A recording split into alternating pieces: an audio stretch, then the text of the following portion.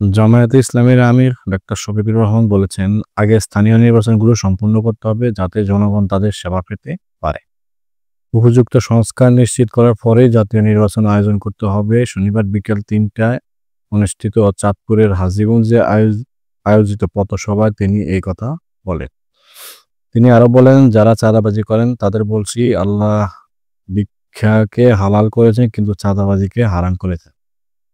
তাই চাঁদাবাজি না করে ভিক্ষা করা উত্তম। আপনারা যদি আমাদের কাছে সহযোগিতা চান, আমরা আপনাদের সহায়তা করতে প্রস্তুত, কিন্তু আল্লাহর ওয়াস্তে চাঁদাবাজি করবেন না।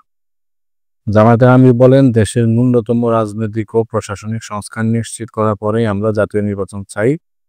পিআরআর পদ্ধতিতে নির্বাচন হওয়া উচিত যাতে কারো ভোট নষ্ট না হয় এবং প্রতিটি ভোটের মূল্য থাকে।